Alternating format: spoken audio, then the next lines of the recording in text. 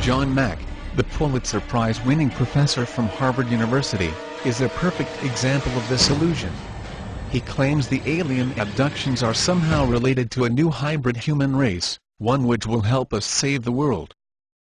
Elizabeth Sahtouris at the conference said that if one were to put oneself in the position of an alien or some visitor from outer space and look at the Earth, they would see that what we were about was destroying the greenery and the life of the planet and making it into a desert. That seems to be what we're good at, or what we're doing.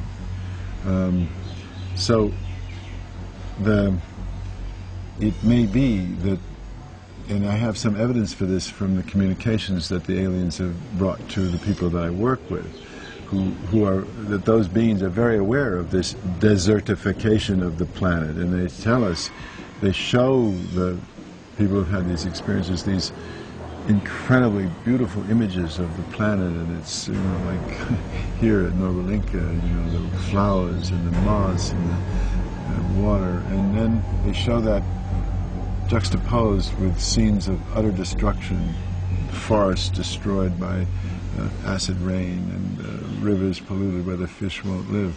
And so they get, the beings convey through those images to the experiencers that we are in fact destroying life on the planet. They don't pull any punches about that. They're very direct in communicating that to, as soon as the consciousness is opened up through the experiences, then that information comes in. So it is very much related, in my view, to the ecological crisis that this is happening now. In fact, the Dalai Lama said something to that effect in 1992, where he said, in effect, that his explanation of why these beings were coming here now was that they were disturbed by what was happening on the Earth. That there certainly have been sightings in ancient that may be embraced by ancient mythology. The idea that the modern sightings might have a relationship with the ancient Nephilim events of the Old Testament is conjecture on the part of some of us as scholars, but I think it would seem to be consistent with the remarks of Jesus himself. As Jesus himself said, that as we get to the end times, he says, as the days of Noah were, so shall the days of the Son of Man be. Now what he might mean by that is simply that it was business as usual until the judgment came. That's what many scholars would infer. But there are many scholars that believe the text implies even more than that. In order to understand what Jesus meant, we need to understand what the days of Noah were like. And clearly the 6th chapter of Genesis demonstrates that the purpose of the flood of Noah was to deal with what was in effect a gene pool problem. We study the passages in the Bible that describe what we call the end times. It's interesting that one of the characteristics that shows up in Daniel 2 is that it says they will mingle themselves with them to mingle with the seed of men. The they have to be something other than the seed of men. So it's just a hint, but it's a profound hint that somehow in the end times there's going to be again some kind of commingling, some kind of intrusion into the genetic DNA makeup of people that's going to be a contaminant that will be part of the end times. And that's why there's so much scholastic interest in this UFO business, in the abduction narratives and reports, and we may very well be being plunged into a period of time about which the Bible says more than it does about any other period of time in history, including the time of the Gospels when Jesus walked the shores of Galilee.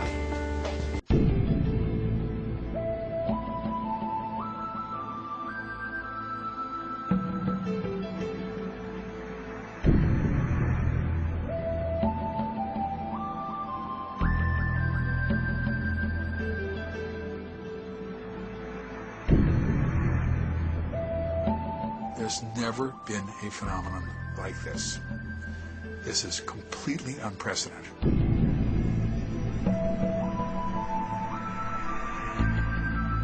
Everything that happens on board is for a reason, everything is logical, everything is rational, and everything is understandable with enough information. This was not a learning experience, and it wasn't an experiment. They weren't trying to figure out what makes us tick. the evidence suggested that this was a program. There is a reason for this program to be put in place. That's what the evidence clearly points to.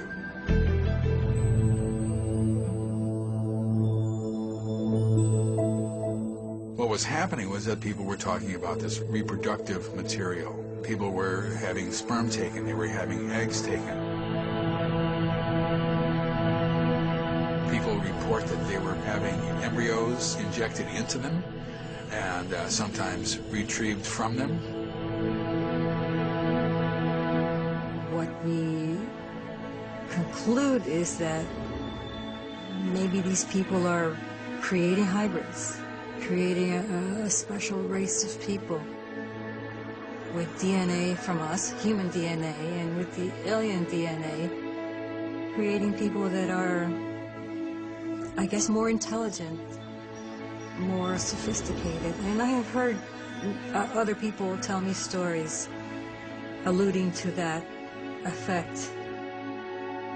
I began to hear accounts of abductees who were taken into a room and their attention would be directed to a screen-like device. And on the screen, there would be a scene of normal human activity. A picnic, kids playing ball, guys standing around a grill, people talking to each other. And they'll hear in their mind, can you tell the difference between you and us? And the person will look at the screen and say, no, everybody looks the same to me. And I'll say, see, isn't that wonderful? Isn't that great? Soon we will all be together. Soon it will be wonderful. Soon everybody will be happy. Now, you hear that once. It's not a pattern. You hear that once, you just discard it. Interesting, who knows? But when you begin to hear it over and over again, then suddenly it has different meaning. This is from other people who are not aware of this testimony. Then I began to have a series of very bizarre accounts, but once again fitting patterns that people were saying, where they know that in the future they have a job to do. These are abductees.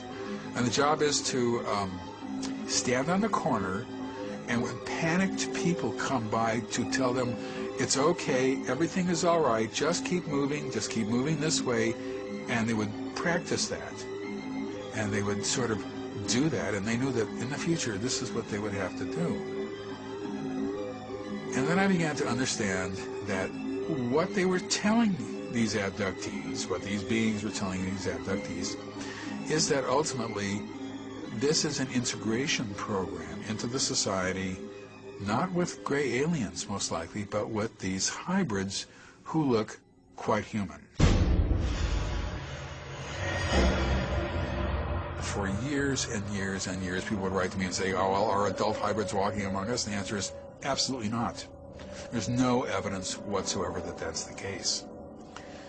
But the evidence that I've been getting recently in terms of the goals of the program is that that might be the case. I don't really know yet. It's possible. And I am embarrassed even to say that. I'm embarrassed.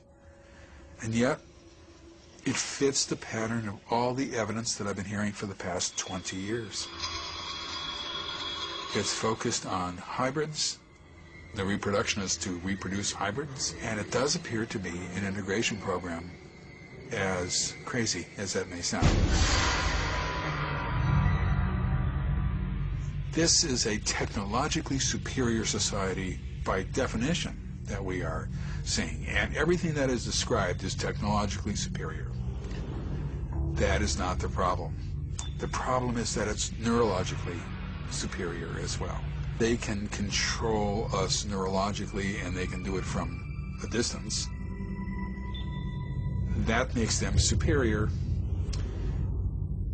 And the question is, how do you stop a superior species from integrating, from doing what they want to do?